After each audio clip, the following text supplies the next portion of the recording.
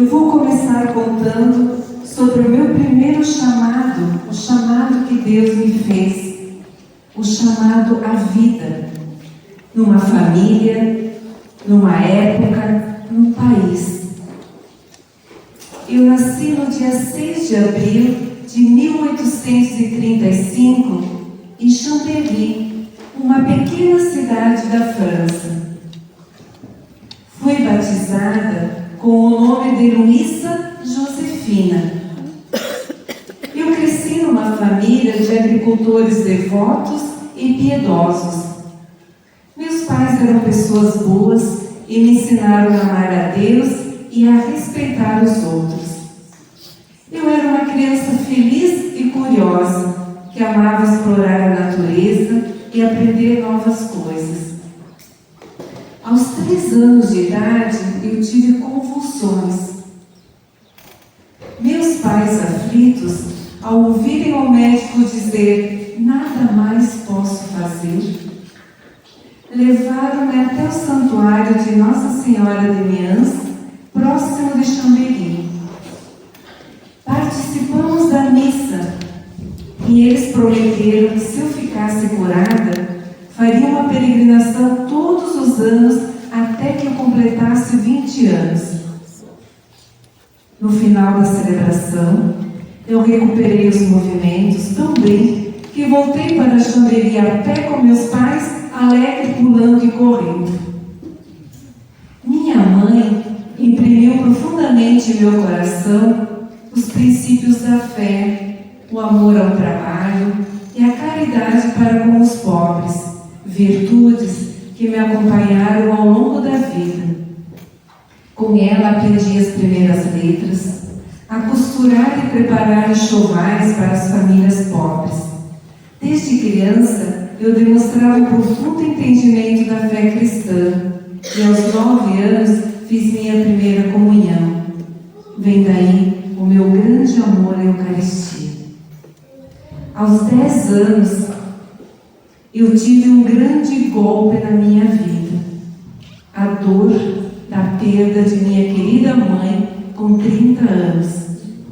E eu assumi as responsabilidades da casa. Junto com meus 5 irmãozinhos órfãos, fui ajoelhar-me aos pés de Nossa Senhora, suplicando-lhe força nesta hora tão difícil. Eu me desdobrava entre os estudos, as tarefas domésticas e a cuidado dos irmãos menores. Mesmo sem entender esses acontecimentos na minha infância e guardando tudo no coração, confiava nos planos de Deus sobre a minha vida. Em Chambéry, eu estudava no colégio das Irmãs de São José e me encantava com o seu jeito de viver em comunidade, de rezar e de servir com amor e alegria. Eu senti um chamado especial de Deus de entregar a minha vida a Ele e as pessoas que mais precisavam. Eu comecei a rezar, a refletir e logo descobri que eu queria ser irmã de São José. Após o segundo casamento de meu pai, decidi ingressar na vida religiosa, mas sofri por ter que deixar meus irmãozinhos, sobretudo a caçula Alexandrina, a quem servi de mãe. Iniciei o postulado no dia 17 de outubro de 1852 e no dia 2 de fevereiro do ano seguinte iniciei o noviciado, recebendo o hábito religioso e o nome de Irmã Maria Teodora. No dia 15 de fevereiro de 1855, fiz os votos de castidade, pobreza e obediência. Dei o meu sim ainda mais consciente. Eu sempre acreditei que a fé é o fundamento da vida. É a fé que nos dá a coragem de seguir em frente, mesmo quando as coisas parecem impossíveis. Eu rezava a máxima: entregue tudo nas mãos de Deus. Ele tomará conta do que é seu. Entregue tudo nas mãos de Deus, Ele tomará conta do que é seu.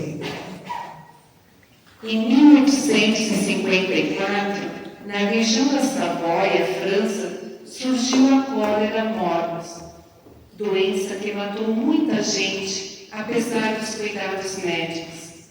De toda parte eram solicitadas pessoas que pudessem cuidar dos doentes. Eu me ofereci a cuidar dos doentes, mesmo arriscando a vida. Em 1858, atendendo ao chamado do bispo daqui de São Paulo, Dom Antônio Joaquim de Melo, a nossa superiora-geral da Congregação das Irmãs de São José de Chambéry enviou um grupo de irmãs à França para Itu, Brasil, para fundar um colégio que pudesse oferecer educação a jovens paulistas. Acompanhei comovida toda a movimentação e partida da primeira comunidade. Eu não vim como o primeiro grupo para o Brasil, mas vou contar como aconteceu. Minhas co-irmãs eram 7, todas jovens, entre 18 e 30 anos de idade. Imagine a coragem dessas mulheres consagradas. Nunca tinham saído de sua terra natal e embarcaram para regiões longínquas sem esperança de volta. Movidas pela força de Deus, atravessaram o Oceano Atlântico de navio numa viagem longa e perigosa. Uma delas, Madre Maria Basílio, adoeceu, veio a falecer e foi lançada ao mar. Vamos parar um instante.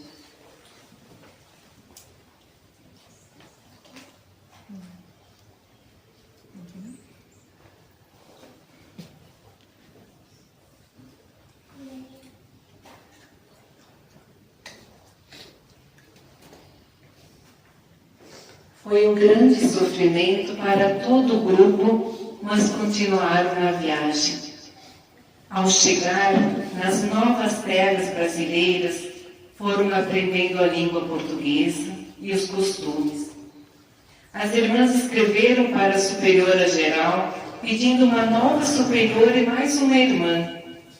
No ano seguinte, em 29 de março de 1859, fui enviada, juntamente com a irmã Maria Serafina, para reforçar a comunidade e a missão. Eu era muito jovem e era considerada frágil para quem julgava meu porte físico.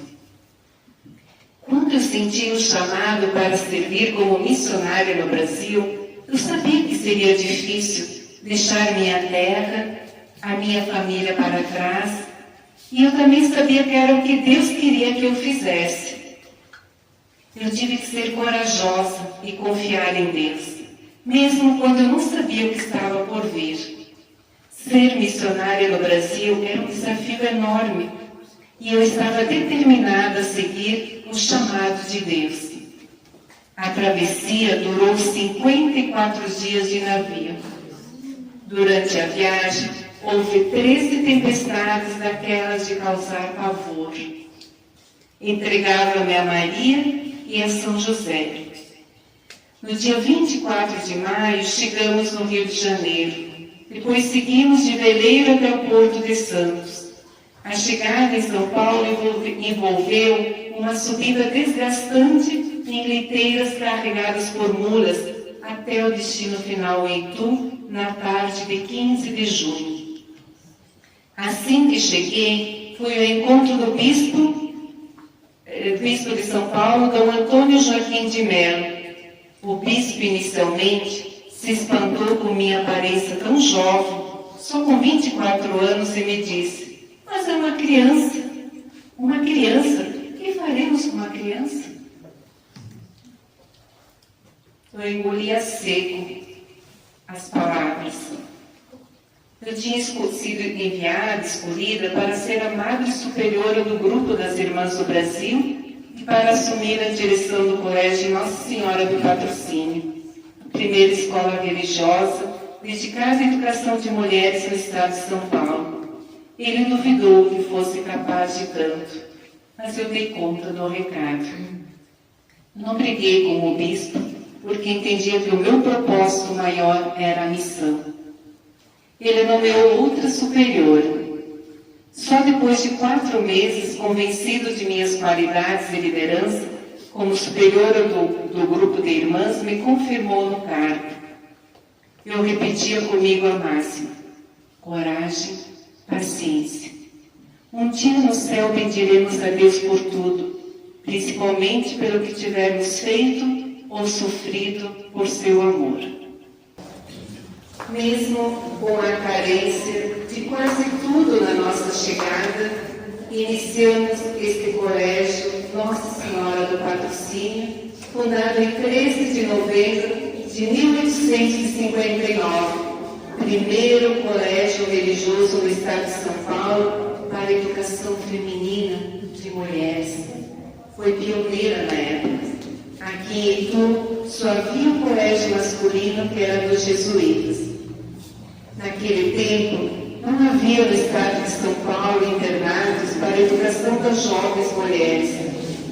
Estudavam nos internatos desde pensionistas de famílias abastadas e influentes, até aquela que nada podiam pagar.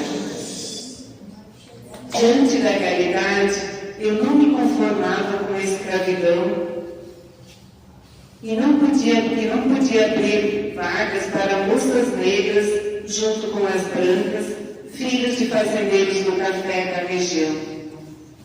O preconceito racial machucava o meu coração. Então, abrimos uma escola gratuita para as meninas escravas que não tinham acesso à educação. E depois abrimos uma casa para meninas pobres e órfãs. Apaixonadas por Cristo e pelo povo brasileiro, fomos transformando as dificuldades em oportunidades. Eu dizia esta máxima: eu me entreguei à divina providência e Ele jamais nos faltou. Eu me entreguei à divina providência e Ele jamais nos faltou. Os meus primeiros anos aqui no Brasil foram repletos de dificuldades. Além dos desafios financeiros, havia barreiras culturais, adaptação ao clima e alimentação diferente. Eu também enfrentei incompreensões, desconfianças e divergências entre as orientações dos superiores no Brasil e na França. Mesmo assim, eu mantive uma postura de humildade, caridade e prudência. Uma vez, viajei à França para conversar com a Madre-Geral em 1866, procurando resolver esse desentendimento. Diziam que eu queria separar a missão do Brasil e isso significava desobediência da minha parte. Eu rezava esta máxima: o amor de Deus nos sustenta em todas as dificuldades da vida. O amor de Deus nos sustenta em todas as dificuldades da vida. Em seguida, retornei ao Brasil com novas missionárias, incluindo minha irmã de sangue, a Maria, que se uniu à congregação. Gostaria de dizer que da minha família saíram 4 religiosas, irmãs de São José de Chambéry, das quais 3 passaram a vida no Brasil e um padre, que também viveu aqui durante 6 anos como capelão do colégio. Eu sempre acreditei que as mulheres têm um papel importante a desempenhar na sociedade. Eu vi muitas mulheres ao meu redor que eram líderes naturais e sabia que eu também podia ser uma delas. Eu trabalhei duro para desenvolver minhas habilidades de liderança e inspirar outras mulheres a fazer o mesmo. Fui uma pessoa empreendedora e sabia que podia fazer a diferença no mundo. Comecei a trabalhar em projetos que me permitiram usar minhas habilidades e criatividade para ajudar os outros. Eu me dediquei completamente à vida consagrada, a servir e cuidar dos outros, e também aprendi a ser humilde e servir com amor. gostaria de contar para vocês um pequeno detalhe. Um dia, nós irmãs ganhamos uma cesta de mangas e apreciamos muito essa fruta brasileira. A irmã Maria Angelina Achard, que veio da primeira turma das irmãs francesas, plantou neste pátio central do Colégio do Patrocínio uma mangueira, 1860. Eu vi a mangueira crescer, estender seus galhos, ocupar quase todo o pátio e dar sombra, dar flores e frutos. Confesso que a mangueira se tornou para mim e para minhas irmãs uma árvore símbolo da nossa missão aqui no Brasil, representando o bem plantado, a expansão, a doação, raízes profundas, podas, flores, seiva do amor de Deus e frutos de ontem, de hoje e de amanhã.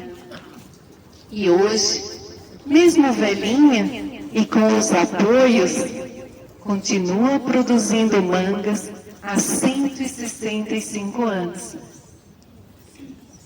Em 1871, fui nomeada primeira superiora provincial da congregação no Brasil, serviço que mantive por várias décadas, liderando a expansão das obras da congregação por todo o estado de São Paulo, enviando as irmãs para as missões. Eu sempre dizia esta máxima para minhas co-irmãs: sejam apóstolos, sejam apóstolas. Há tanto bem a fazer neste querido Brasil, avancem com nobre coragem. Há tanto bem a fazer neste querido Brasil, avancem com nobre coragem. Além da educação, as irmãs, sob a minha orientação, desenvolveram inúmeras iniciativas sociais, como enfermagem em hospitais, asilo aos idosos, abrigos para crianças abandonadas e leprosários. Eu dizia esta máxima para minhas irmãs: os pobres devem ser servidos em primeiro lugar. Os pobres devem ser servidos em primeiro lugar. A seiva do amor de Deus continua circulando nesta mangueira e nas missões apostólicas das irmãs e leigos e leigas. A mangueira e seus frutos nos fazem meditar também sobre o cuidado da casa comum, a natureza, dom de Deus, e a nossa responsabilidade com o planeta em que vivemos, que é também um caminho de santidade.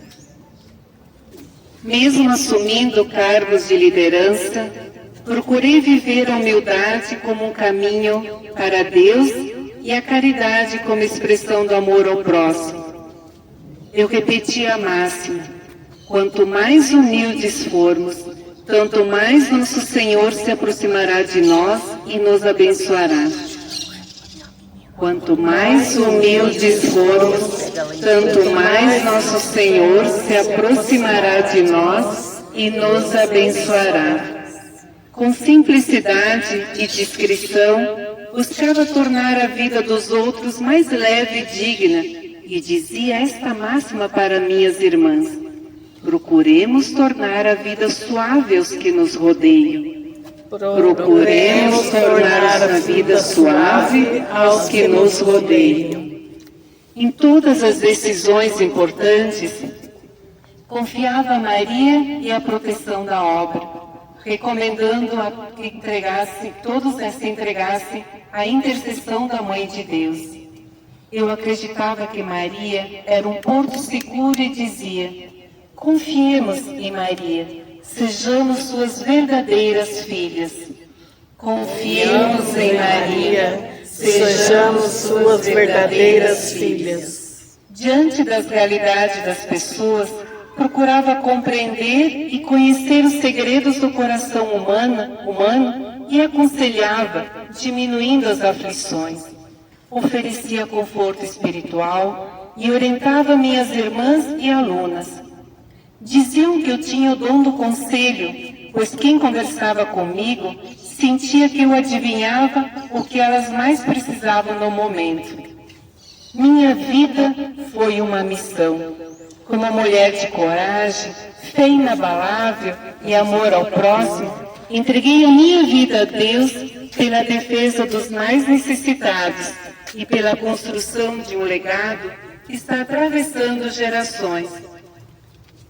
No decorrer dos anos, muitas jovens brasileiras se sentiram chamadas e responderam sim ao chamado do Senhor, consagrando suas vidas como irmãs de São José. Em 1921, a província de São Paulo tinha 22 comunidades espalhadas por todo o estado, 315 religiosas, sendo 55 noviças.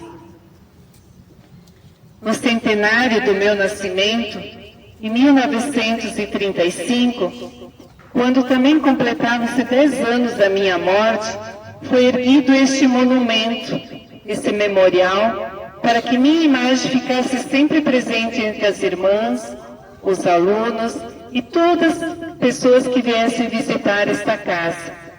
Gravou-se em bronze uma das minhas máximas mais importantes, que dizia: minhas filhas, façamos o maior bem que pudermos de maneira mais oculta possível. Minhas filhas, façamos o maior bem que pudermos de maneira mais oculta. Um verdadeiro projeto de vida para nós. Em 1919, quando comemoraram 60 anos da minha chegada ao Brasil e da fundação do Colégio do Patrocínio, eu disse: vocês estão me preparando uma festa e Jesus me prepara a cruz. No ano seguinte, com 85 anos, na Sexta-feira Santa, uma queda resultou em uma fratura de fêmur e, a partir de então, a cadeira de rodas se tornou meu meio de locomoção. Eu rezei: meu Deus, seja feita a vossa vontade. Finalmente, em 1921, eu consegui me retirar das responsabilidades administrativas e deixei o cargo de provincial. Mergulhei em um profundo silêncio e humildade, unindo meus sofrimentos aos de nosso Senhor Jesus. Eu dizia esta máxima: nosso coração é tão pequeno para amar a um Deus tão grande. O nosso coração é tão pequeno para amar a um Deus tão grande. Fiel à minha máxima de fazer o maior bem possível, mas sempre de maneira oculta, não falava das cruzes e tropeços que encontrei. Procurei ser forte e corajosa.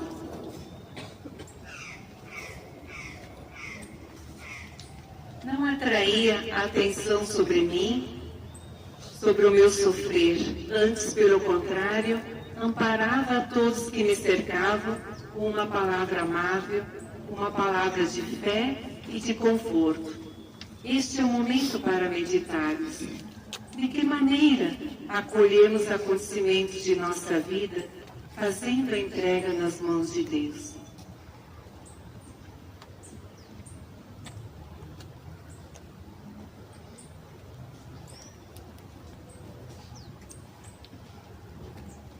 Em 17 de julho de 1925, com 90 anos de idade, vim a falecer, confortada pelos sacramentos da Igreja e cercada pelo carinho das irmãs da congregação.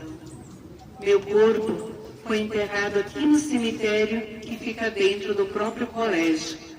Neste túmulo, por muitos anos, esteve escrito um trecho bíblico do livro de sabedoria que bem representava a minha vocação. Dizia: ela se dirigia a Deus com toda a sua fé e ao próximo com todo o seu coração e dedicação. Aqui em Tu o luto foi geral. Uns diziam: faleceu uma santa em Itu. A notícia teve grande repercussão em todo o estado de São Paulo, nos jornais da época.